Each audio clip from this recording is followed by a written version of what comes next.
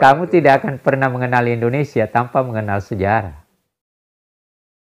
Itu tuh ada orang Indonesia nyuri senjatanya Belanda. Ahmad Soekarno, dipanggil karena nama lelaki tua itu, usianya sekarang sudah melewati angka 100, kendati sudah uzur namun terlihat masih kuat, puasa Senin Kamis dan meminum air putih merupakan rahasianya, kendati demikian, penyakit pikun tetap menyerang dirinya, tapi kalau ditanya soal era revolusi, mulutnya akan lancar bercerita.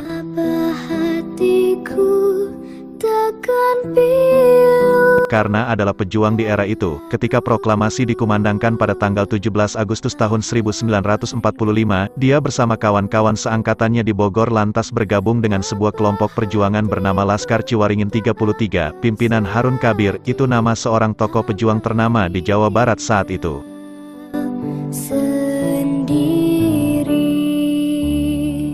Pak Harun itu sohibnya Bung Karno. Kalau ke Bogor Bung Karno pasti ke rumahnya Pak Harun di Jalan Ciwaringin nomor 33, ungkap karena masih ingat wajah Bung Karno, ketika kali pertama melihatnya di Jalan Ciwaringin nomor 33 yang menjadi markas pasukannya, dia juga masih terkenang wajah Mayor Harun Kabir dan Letnan Suroso, dua komandannya yang gugur ditembak serdadu Belanda. Bicara tentang orang-orang itu matanya akan bersinar penuh semangat, walau kadang terisak diiringi panjatan doa buat mereka, orang-orang itu adalah pejuang besar, saya selalu hormat kepada mereka, ujarnya.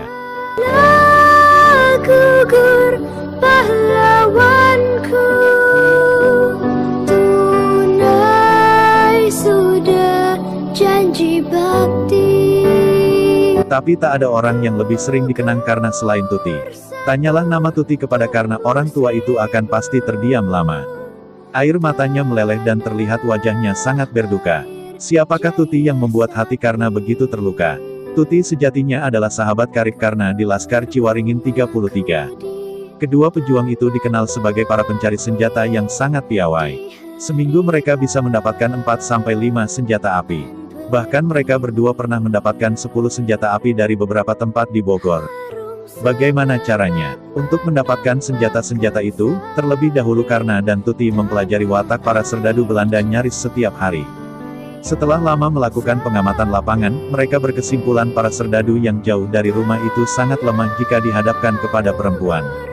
Makanya dengan menggunakan Tuti yang berwajah rupawan sebagai umpan, kami berdua beraksi, tutur Karna. Modus aksi mereka hampir selalu sama, Tuti pura-pura mandi di sungai atau kolam yang terlihat dari jalan besar hingga patroli-patroli musuh kerap tergoda untuk turun. Saat situasi seperti itulah, karena yang sudah siap-siap dari tempat persembunyiannya langsung bergerak dan menyambar senjata-senjata yang ditinggal begitu saja dalam jeep. Dia lantas menembakkan salah satunya untuk memancing, prajurit-prajurit musuh itu kembali ke atas sekaligus menyelamatkan Tuti. Selanjutnya, mereka berdua langsung kabur.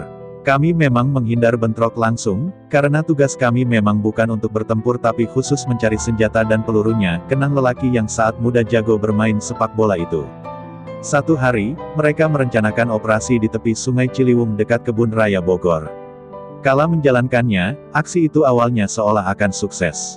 Mereka berhasil menipu satu regu serdadu Belanda. Namun tanpa disadari, mereka ternyata telah masuk perangkap musuh dan terkepung. Tak ada jalan lain. Untuk meloloskan diri, mereka berdua harus terjun ke Sungai Ciliwung yang tengah banjir dan airnya berwarna coklat. Mereka pun hanyut dipermainkan kecamuknya air. Karena yang sempat meraih akar pohon selamat. Namun tidak demikian dengan Tuti.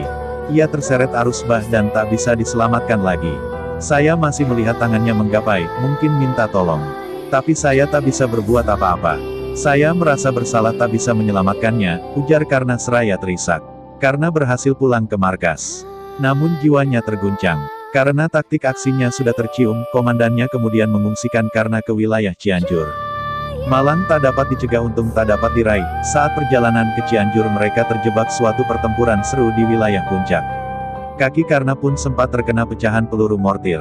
Kendati kakinya kemudian menjadi agak pincang, tidak menjadikan Karna lantas berhenti menjadi gerilyawan. Dia tetap aktif sebagai pejuang di Cianjur. Usianya panjang dan bisa merasakan alam kemerdekaan. Namun bayangan sahabat seperjuangannya, Tuti, tetap lekat di benaknya hingga kini. Tak mungkin pergi, walau penyakit pikun sudah menyerang di usia senja sang gerilyawan tua itu.